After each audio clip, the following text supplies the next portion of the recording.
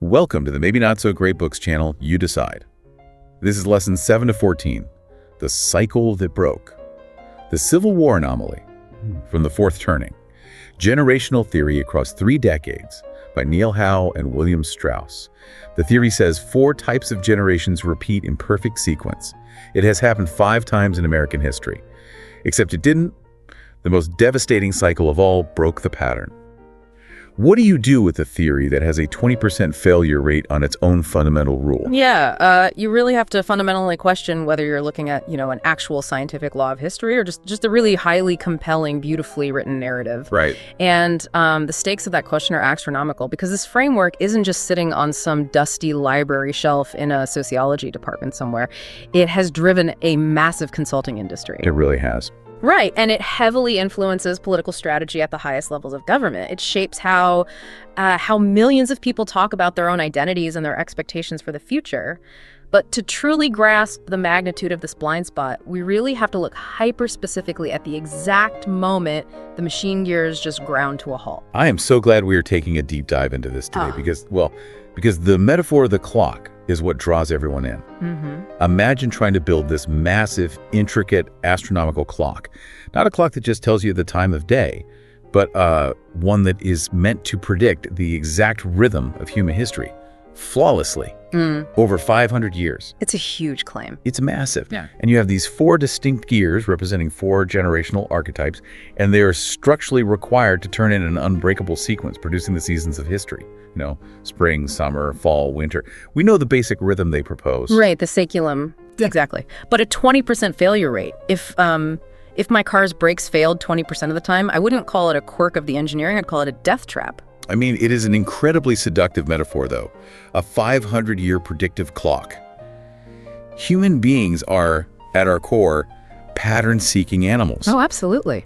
If you possess that clock, you theoretically possess the ability to see around the dark corners of the future. You know when the institutional storms are coming. You know when the sunny, unified springtimes will arrive. It provides this profound sense of psychological safety in a really chaotic world. Right, but let me push back on that safety for a second, because here is the massive, glaring issue that just completely shatters that comfort for you. Go for it. For a theory that claims this ironclad repeating pattern, what happens when that meticulously crafted clock just explodes during the single most consequential, bloodiest, and most existential event in a nation's history? Yeah. If this theory is supposed to predict massive crises, the American Civil War should be its ultimate proving ground, right? The stakes couldn't have been higher. Exactly. You really have to remember the sheer scale of the disruption we are talking about in the 1860s. We're looking at 620,000 dead Americans. Which is just a staggering number. It is. To put that in perspective for you, that is more American military fatalities than World War I, World War II, the Korean War, and the Vietnam War combined. Wow. Yeah. It was the total, absolute destruction of a massive economic system based on chattel slavery in the South. It saw the burning of entire major cities to the ground, like Atlanta and Columbia. Right. And it resulted in the complete fundamental remaking of the constitutional order. The 13th, 14th, and 15th Amendments didn't just tweak the law. Yeah. They changed the very definition of what it meant to be a human being and a citizen in the United States. Which is why this anomaly is so baffling to me. A societal crisis of that magnitude is exactly what their Fourth Turning winter phase is built to explain. Right, it's the textbook example. Yeah. The gears of their historical clock should have been locking into place with terrifying, predictable precision. The generational archetypes should have perfectly aligned to fight the war, resolve the crisis, and build the new world. But they don't. The clock breaks. It completely skips a beat. A massive 20-year, generation-sized beat. The theory just misses an entire gear. So we have to ask the question, this is for you listening right now.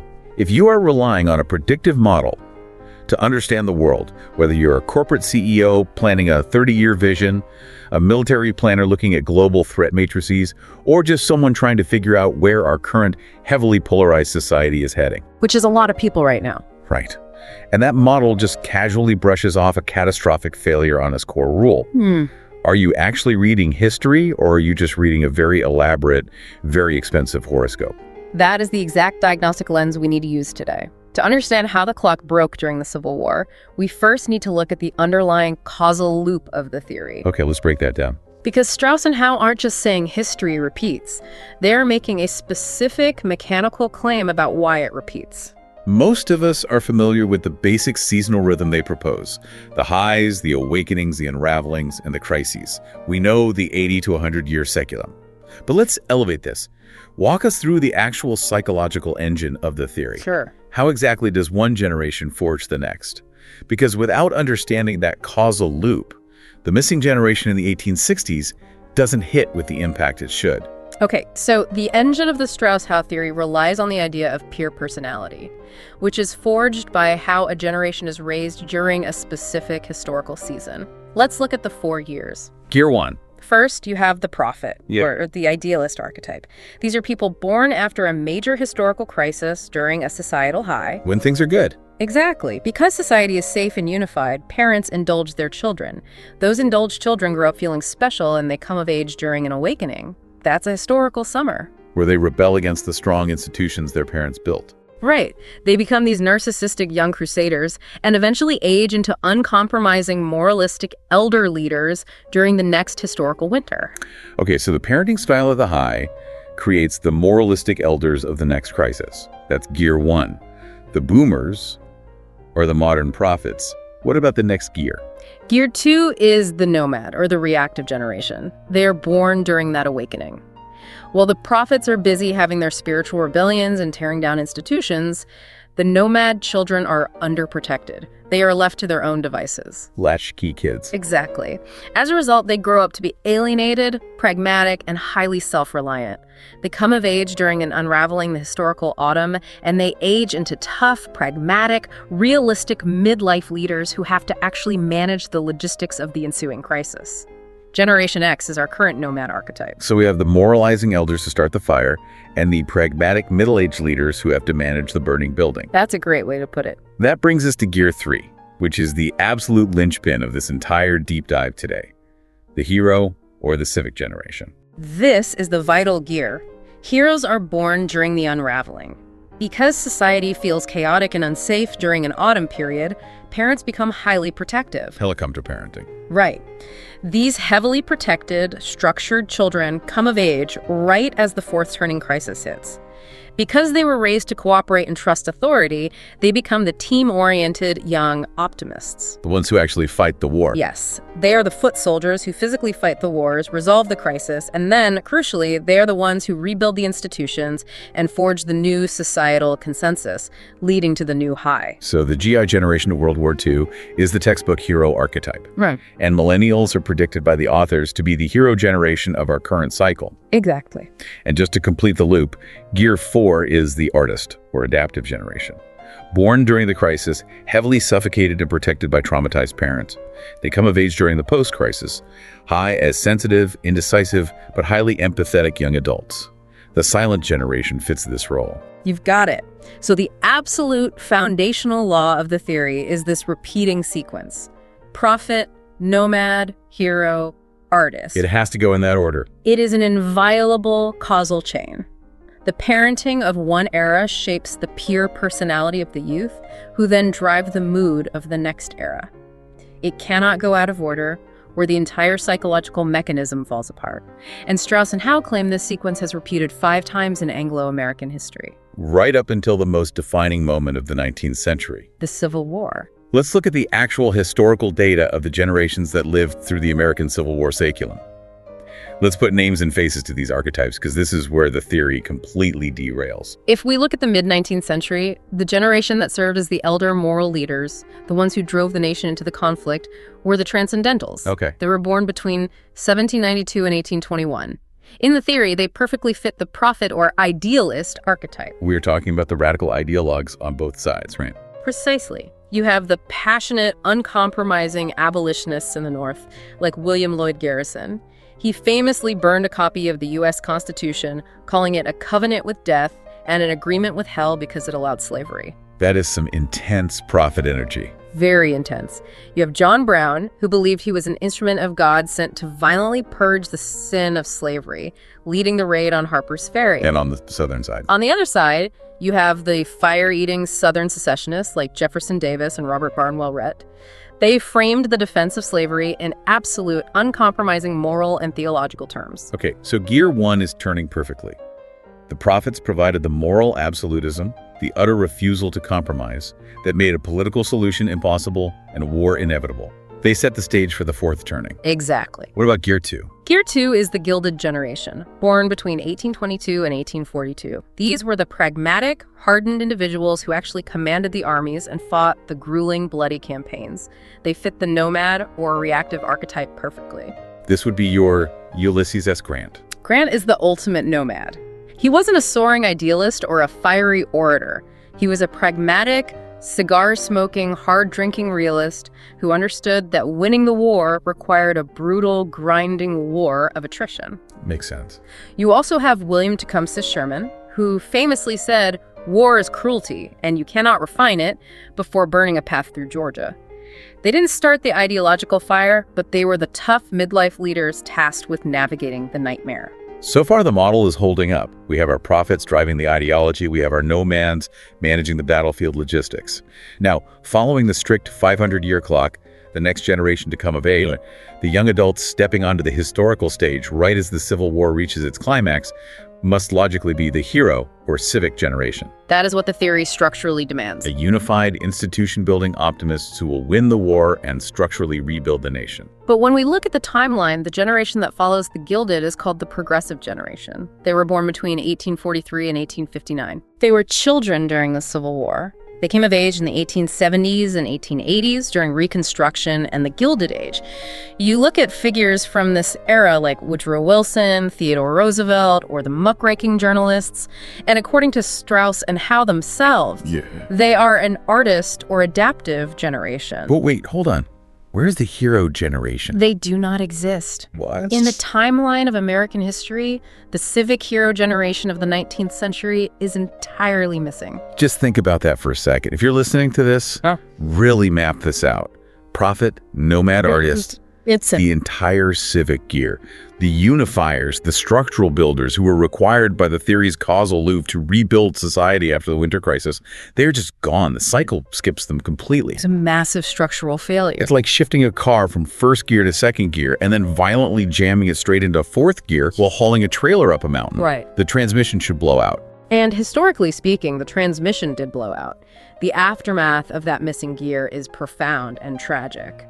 Because there was no hero builder generation to unify and reconstruct the nation, the post-war era was a catastrophic failure of institution building. Let's talk about that failure on the ground. Because the theory predicts that after a crisis, you get a high, a springtime of strong institutions and unified societal purpose, like America in the 1950s. But the 1870s and 1880s were emphatically not a high. No. Far from it.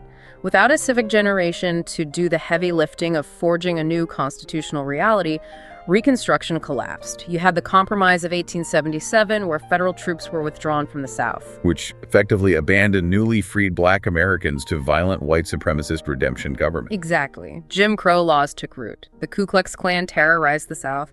Meanwhile, in the North, you had the explosion of the Gilded Age, which was an era characterized by staggering economic inequality, rampant political corruption, violent labor strikes, and the monopolistic control of the robber barons. That doesn't sound like a unified springtime. That sounds like a botched, messy, tragic half-resolution. The normal generational rhythm was fundamentally disrupted by the sheer brutality of the war. The crisis was so destructive that the societal gears just couldn't handle it. The cycle itself was shorter than the standard 80-year saeculum. The theory relies entirely on the hero generation to forge new civic order, and without them, the order just wasn't forged. Which forces us to look at how Strauss-Howe defend this. Oh, this is where it gets really interesting. You would think a 20% failure rate, 1 out of 5 total cycles, failing completely on the core sequence, specifically during the nation's greatest crisis, would prompt a massive rethinking of the underlying mechanics. You would certainly think so. If I present a grand unified theory of physics, and it works perfectly on Earth, perfectly on Mars, but completely breaks down when I apply it to Jupiter, I don't get to just call Jupiter an aberration and collect my Nobel Prize. No, you do not. I have to revise my math. So how do the authors justify this? I have the exact quote here from their 1991 book, Generations, from Chapter 1. Let's see how they frame it. They write, "From the 16th century forward, this cycle has been constantly turning. It has shown only one aberration, following the Civil War. Only one aberration. They dedicate a chapter to it later in that book, and they address it again in their 2023 book. The Fourth Turning is here in chapter 5. Okay, so they talk about it again 32 years later. But their stance remains essentially identical across 3 decades.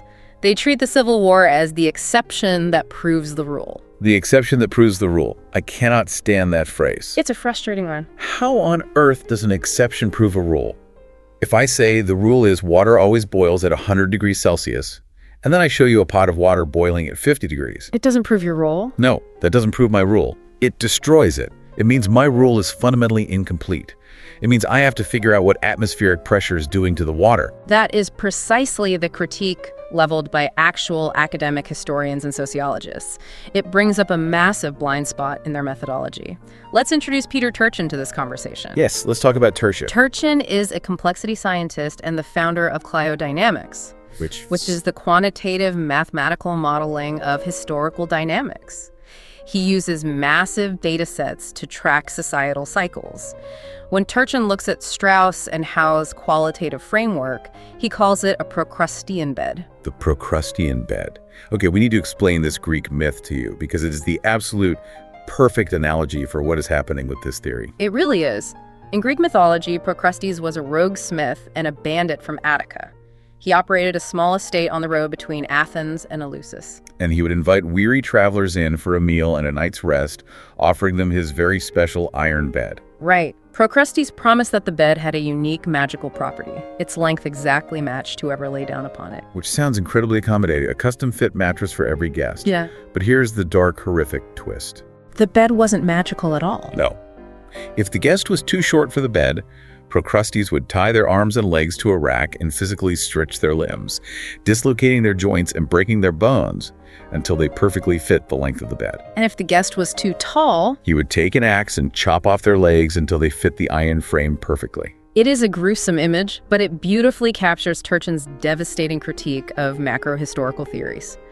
A Procrustean bed is a standard or a theoretical framework that is arbitrarily forced upon the data, regardless of whether the data naturally fits. In scientific terms, it's confirmation bias weaponized. Exactly. You don't adjust your theory to fit the complex facts of history. You chop up and stretch the historical facts to fit your elegant theory.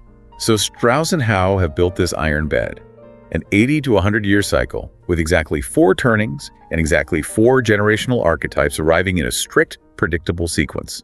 And they invite American history to come lie down on the bed. And watch how they manipulate the guests. Take the American Revolution. The timing is a bit off.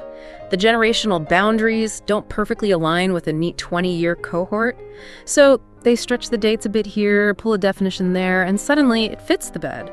Wow. Or take World War II. It was a massive crisis, but the high that followed didn't neatly end after 20 years. So they chop off a few inconvenient cultural facts, redefine the boundaries of the silent generation, and look at that, it fits perfectly. But then the Civil War comes along as a guest.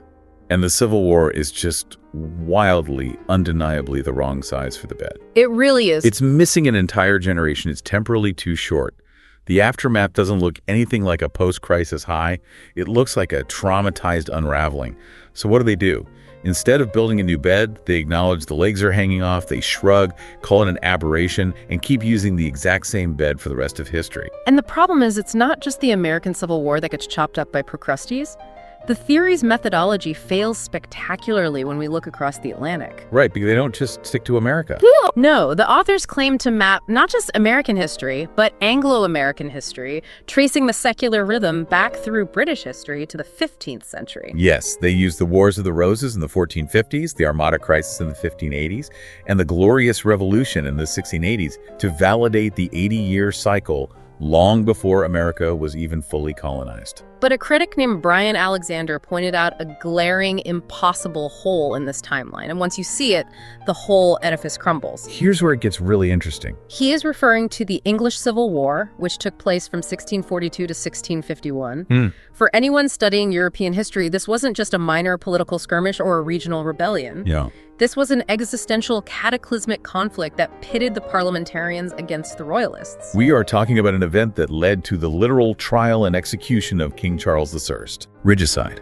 It led to the exile of his son, It led to the temporary abolition of the English monarchy and the establishment of the Commonwealth of England under Oliver Cromwell. It was arguably one of the most devastating, radical, and consequential events in the entire history of the English-speaking world. Absolutely. The societal rewiring was total. Total. The human cost was staggering. Proportionally, the percentage of the population killed in the English Civil War and the accompanying conflicts in Scotland and Ireland was higher than the percentage of the British population lost in World War I. That is incredible to think about. It fundamentally altered English political thought. It gave us Thomas Hobbes writing Leviathan, arguing for the necessity of absolute sovereignty to prevent the war of all against all. Hey. It set the foundational stage for modern constitutional monarchy. By any possible definition, Strauss and Howe have ever offered for a fourth turning, an era of secular upheaval, total war, institutional destruction, and the replacement of societal values. The English Civil War is a textbook example. Are you saying they just casually ignored regicide? That is exactly what I'm saying. Where is it in the Strauss-Howe timeline? It is completely missing. It does not appear as a fourth turning crisis. Wait, let me push back on that. How can a macro-historical theory of Anglo-American crises simply omit the English Civil War? Because the timing is inconvenient for the Iron Dead. Wow. The English Civil War happened in the 1640s. The previous crisis they chart is the Armada Crisis in 1588. The next one is the Glorious Revolution in 1689. So it's right in the middle. The English Civil War falls awkwardly right in the middle of a saeculum. According to the absolute laws of their 80-year clock, the 1640s should have been a time of spiritual awakening or an unraveling, not an existential, regicidal total war. So because a decade of brutal warfare and the execution of a king ruins their math, they just delete it from the cycle. They leave it off the chart entirely. Between the American Civil War skipping an entire generation and the English Civil War being entirely ignored, we aren't just looking at an aberration. We are looking at a fundamental inability of the theory to handle history when history refuses to behave. Which is often. Right. It proves that history is messy, contingent, and driven by incredibly complex variables: economics, technology, crop failures, individual leadership, disease. Strauss and Howe are trying to compress all of that magnificent, terrifying complexity into a single, elegant, seasonal rhythm. And while elegance sells millions of books, it does not accurately model reality. Which brings us to the present day, because we need to talk about why this actually matters for us today. Yes, we are not just having an academic debate about the 1640s or the 1860s. This framework is not a relic. It is being actively used to chart our current path to 2026 and beyond. It matters deeply to you, the listener, because predictive frameworks like the fourth turning have escaped the sociology departments and entered the halls of power. They are consumed and utilized in corporate boardrooms for long-term strategic planning. They are used in political strategy sessions. And they are heavily relied upon by major investment firms. Neil Howe himself serves as the managing director of demography at Hedgeye Risk Management. That's a huge deal. It is. He is providing this exact cyclical analysis to financial clients who are making massive capital allocations, betting billions of dollars on future market conditions, inflation trends, and societal stability based on these precise generational timelines. Let's talk about how believing in this theory changes human behavior in the real world. Think about the last time you saw a predictive model in a business meeting. Right. If you are a political strategist or a hedge fund manager, and you truly believe that this cycle is an iron law of history, you start making decisions based on the seasons. If you believe winter is coming and that institutional destruction is an inevitable, necessary, cyclical requirement to reach the new birth of freedom in the spring. Your entire posture towards society changes. Complete. That is the core danger of fatalism. If you believe the cycle is fixed, you unconsciously surrender your agency. Give us an example of that. The most glaring modern example of this is the millennial generation. Back in 1997, Strauss and Howe confidently predicted that millennials would be the new hero generation, the next GIS. Because they were born during an unraveling and were highly protected children, they were prophesied to automatically step up, embrace collective duty, rebuild failing institutions, and save the day during the current fourth turning crisis.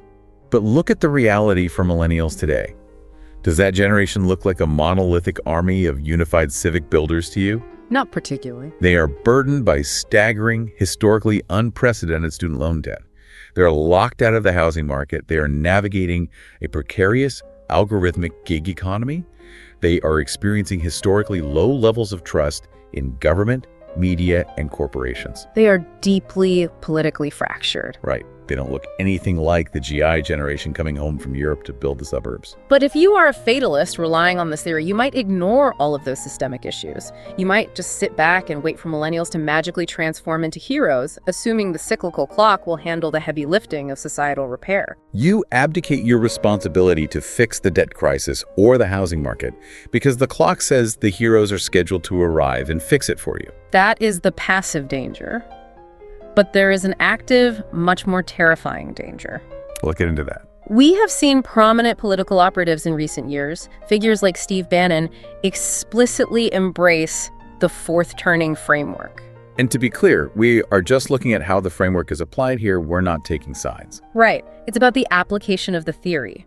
If you genuinely believe that a glorious, unified new birth of freedom is cyclically guaranteed, but only after the old institutions are violently destroyed in a winter crisis, you might decide to actively accelerate that destruction. that is accelerationism.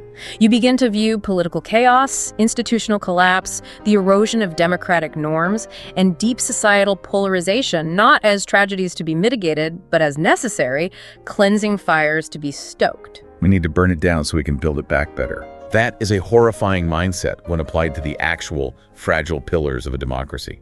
And the theory, by naturalizing crisis, provides intellectual cover for that destruction. It tells people who want to break the system that they aren't vandals. No, they're just acting in accordance with historical seasons. This is exactly why the Civil War anomaly is the single most important lesson in the entire Strauss-Howe canon. If we connect this to the bigger picture, the fact that the Civil War broke the cycle is the ultimate historical proof that human agency and contingency matter more than the clock.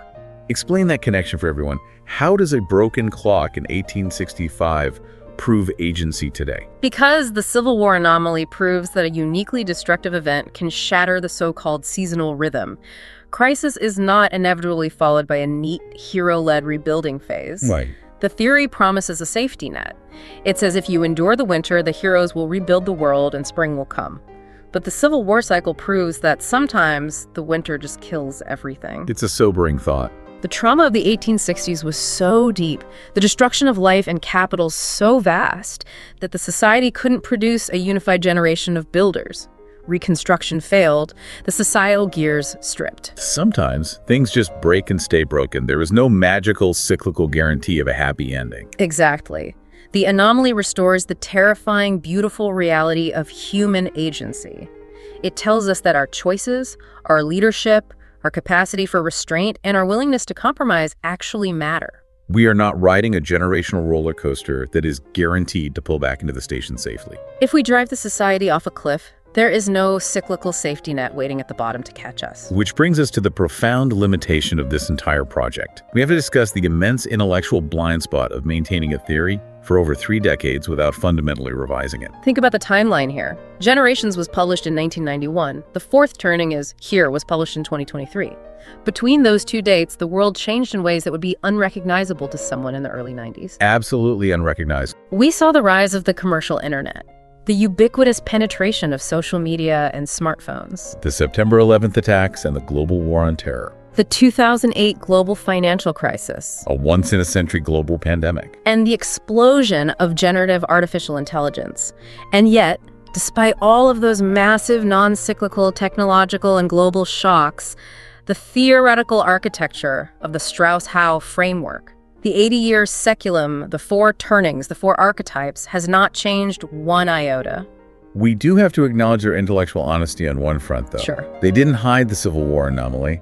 They wrote about it in Chapter 9 of Generations in 1991, and Neil Howe dedicated an entire chapter, Chapter 5 of The Fourth Turning is Here, to anomalies in 2023.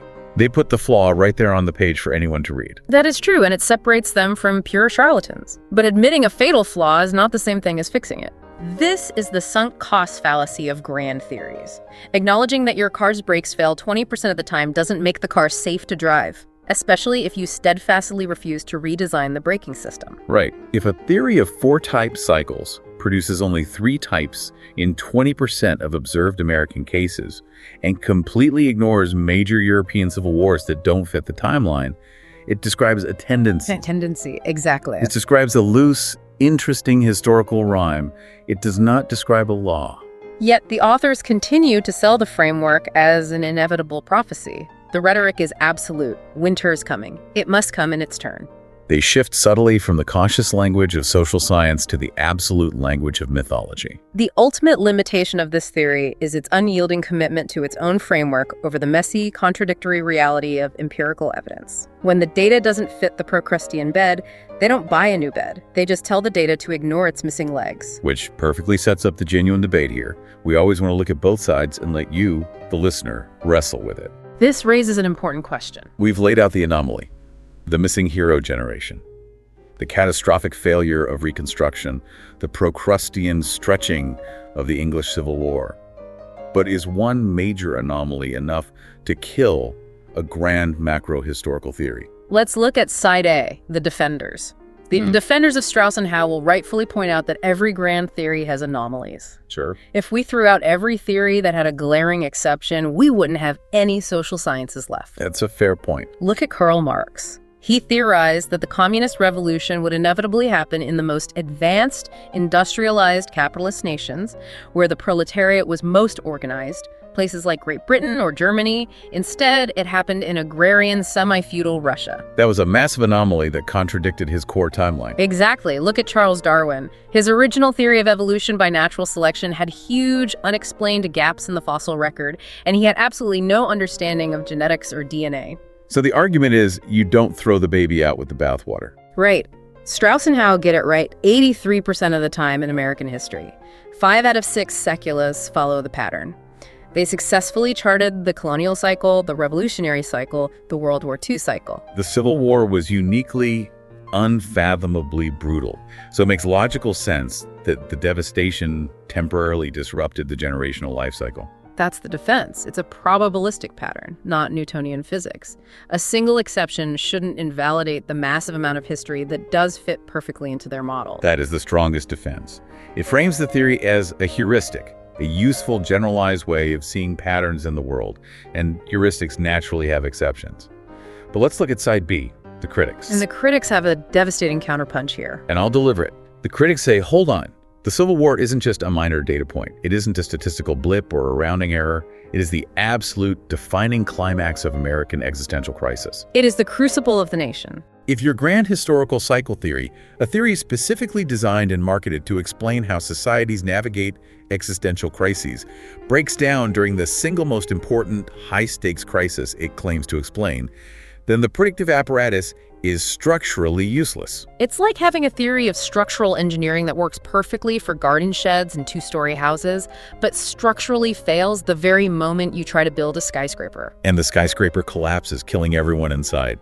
You wouldn't use that theory to predict the safety of the next skyscraper. No, you wouldn't. Exactly. But wait, it gets worse. If they admit the cycle broke in the 1860s, how can they confidently turn around and sell financial forecasts for 2026 based on that same cycle? That's the real problem. If history has proven that a crisis can be so severe that it scrambles the archetypes and prevents the hero generation from arriving, then the author's guarantees about our current crisis are entirely baseless. You cannot assure the public that millennials will magically rebuild institutions and usher in a golden spring if you have already admitted that sometimes the winter just kills everything, and the spring is a bleak, corrupted, gilded age. You can't have the prophecy of guaranteed renewal if you acknowledge the precedent of permanent breakage. It forces anyone studying this to choose. Do you want the psychological comfort of a predictable cycle, even if the empirical evidence requires you to ignore massive contradictions? Or do you accept the terrifying freedom that history is not on a track? That there are no guarantees, and that every generation must chart its own course without a predetermined script. So what does this all mean for you? We always want to give you something concrete to do on a Monday morning. Here is your action step. Take notes on this. The next time you are sitting in a strategy meeting or watching a TED Talk or reading a best-selling business book, and a consultant, a politician, or a thought leader presents you with a flawless predictive model, Find the edge. ask them directly, what is your Civil War anomaly? That is a brilliant diagnostic question. What is your Civil War anomaly? Find the one time their model broke. Ask them to point to the historical data that doesn't fit their elegant graph. And then watch how they defend it. Yes, watch their reaction closely. Do they incorporate the failure and adjust their model, demonstrating intellectual humility and a commitment to reality? Or do they brush off a massive, glaring failure as the exception that proves the rule while continuing to tell you the exact same unmodified framework? If they do the latter, hold on to your wallet. They aren't selling you a map of the territory, they are selling you a comforting story. And that leads to a final lingering thought for you to explore on your own. Bring us home. We've established today that the 19th century generational cycle broke simply because the Civil War was too destructive, too traumatic for the normal societal gears to handle. The sheer violence overwhelmed the psychological system. Right. So look at the world today. Look Yeah. at the sheer scale of the unprecedented variables we are introducing into the human system right now. Things are moving so fast. Artificial general intelligence that could automate millions of cognitive jobs and restructure the economy overnight. Social media algorithms that have fundamentally fragmented our shared reality, making the kind of national consensus seen in World War II almost impossible to replicate. A shifting global climate that is redrawing coastlines, disrupting supply chains, and displacing populations. If a 19th century war fought with muskets, cannons, and telegraphs was enough to shatter the Strauss-Howe clock, what happens to our current cycle if these modern unprecedented disruptions produce a crisis equally or even more disruptive? That is a chilling thought. What if our current cycle isn't just approaching a winter? What if the clock is already broken and we are expecting seasonal weather in a world that has fundamentally changed its orbit? It means we can't wait for a prophesied generation of heroes to save us. We have to do the hard work of building consensus ourselves, without the comfort of a historical script. That was lesson 7 of 14 on the fourth turning. Generational theory across 3 decades. Subscribe for the full series. If you haven't seen our debate overview of the whole book, check that out, link in the description. Thanks for being here. See you next time.